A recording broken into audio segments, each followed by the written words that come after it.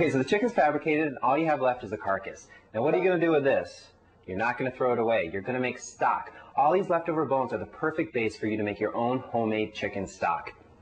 Now true, there are a lot of other options at the supermarket. You can go there, and actually there's some really nice stocks available at stores nowadays. But the thing about it is they can cost anywhere from 75 cents to $1 just for a cup of stock, when you can make it yourself at home with just leftover bones.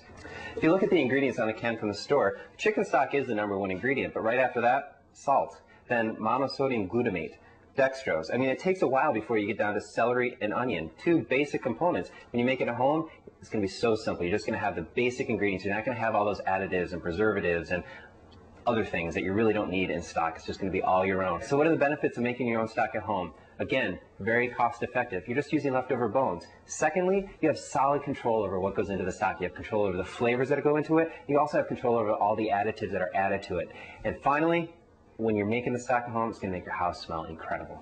So what are the ingredients of stock? Well, we've got the bones. In addition to the bones, we're going to need the mirepoix. Mirepoix is just a fancy French word. Basically, all it is onions, carrots, and celery. In a ratio of about 2 parts onions, 1 part carrot, and 1 part celery. And then finally, we're going to need our aromatics. Aromatics, just like it sounds like aroma. It's going to be the flavor enhancer of the stock. We've got fresh thyme, we've got fresh parsley, we've got dry bay leaves, peppercorns, and garlic.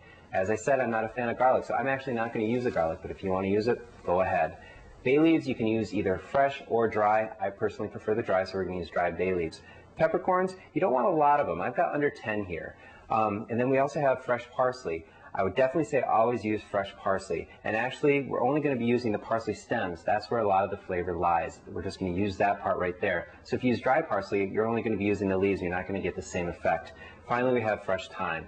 I do prefer fresh thyme, but if you don't have any fresh thyme available, you can always use dry thyme. I would just say use maybe 2 teaspoons to the recipe that we're going to be using today. So you're just going to put everything into the stock pot. Now there is a ratio to that also. We've got about 2 pounds of bones here. 1 carcass weighs about 2 pounds of bones. So what I'm going to suggest is 2 pounds of bones to about ½ pound of mirepoix. So basically, how's that going to translate when you're buying it in the supermarket? You're not going to be carrying a scale around. What I suggest is about a small onion. If you have a large onion, you can just do half of an onion. That's going to be about 4 ounces. Then a small celery stalk, finally just a small carrot. If you don't have a small carrot, just go ahead, take a large carrot, cut it in half.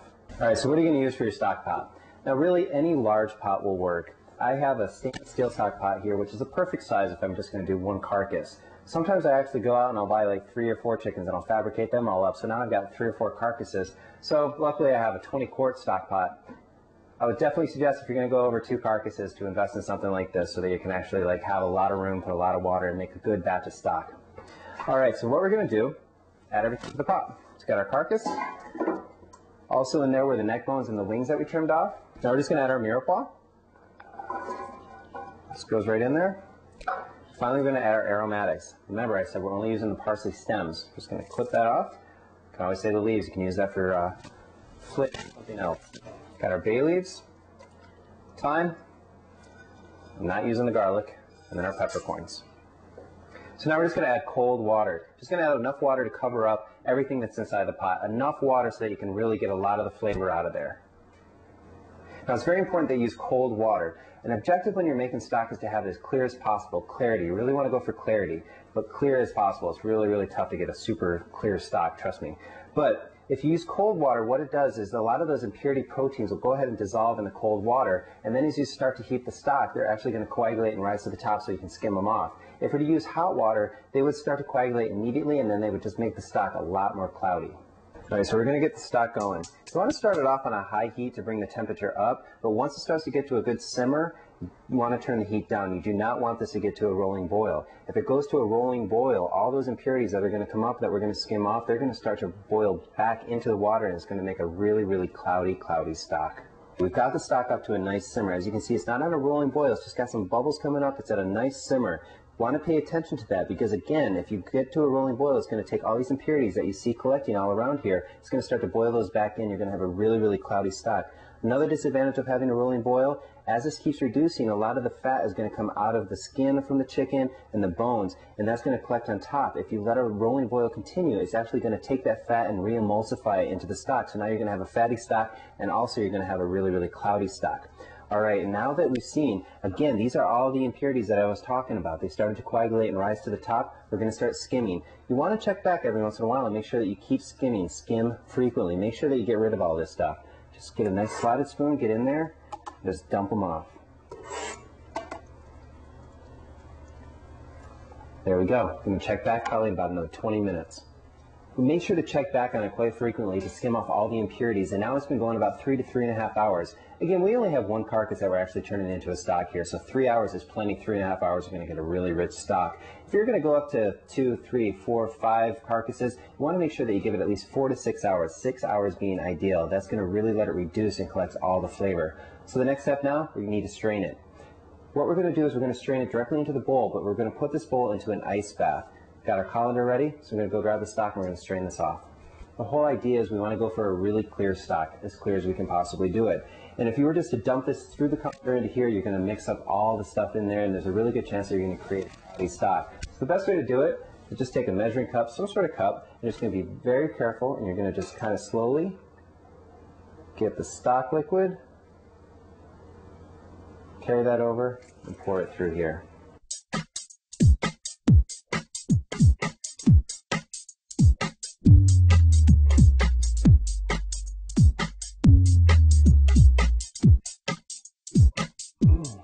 Okay, we've got the stock sitting in an ice bath now. The ice bath is going to allow us to cool the stock fairly quickly and get it to a safe temperature to put it in the refrigerator. In the refrigerator, all the fat's going to settle on top and create a solid layer of fat called the fat cap. And then when we're done, we can actually remove that and have a very lean stock.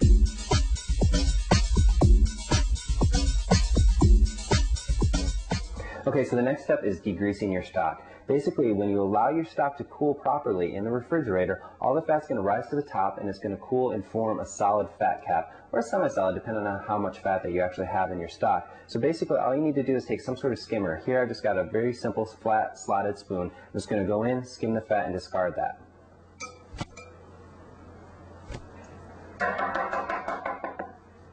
Fortunately, with this one, I don't have a ton of fat, so I have a fairly lean stock already, but we're just going to get rid of all the residual fat in there. And there you go. Now we're going to go ahead and store it. A couple options. If you're going to use it right away, you can keep it in the fridge, but chances are you're not going to use it right away, so you're going to stick it in the freezer. Leaving it like this, it gets a little bit bulky. You're going to run out of room. So what we suggest doing is taking this, putting it into a sauce pot, putting it over some heat, and reducing it down to a gloss. All a gloss is a reduced stock, so we're going to make a chicken gloss out of this. What we're looking for here is reduction. Reduction basically is just the evaporation of the water so that it gets thicker and thicker and thicker. So you're going to start it out on a high heat. You're going to take it to a boil, to high simmer to a boil. So this is what we're looking for in the reduction from the stock down to the gloss. We've got a nice low boil to a high simmer. From here, we want to keep an eye on it. Keep checking back probably every 5 to 10 minutes. Basically, this could take anywhere from 20 to 40 minutes. It really depends on the size of the pot that you're using. As you can see, we've got a flat pot here, so we've got a lot of surface area. So we're probably going to reduce this quicker as opposed to somebody that's going to use a sauce pot. There is no right or wrong. It's just going to take a little bit longer if you've got a sauce pot and there's not as much surface area there. But again, just keep checking back every 5 to 10 minutes until you start to get the nice thick consistency. So we've reduced it down to a gloss, and this is actually how we suggest that you store your stock. You go ahead and you pour this into an ice cube tray.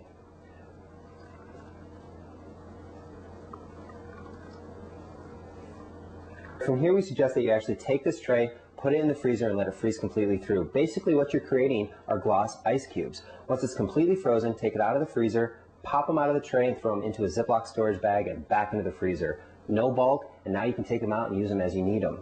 So when you actually need some stock, all you need to do is just take 1 cube, 2 cubes, 3 cubes. Basically, the ratio you're going to use now is 1 cube to a cup of water. Let the cube melt in that cup of water, mix it around a little bit, and now you've got yourself a cup of stock.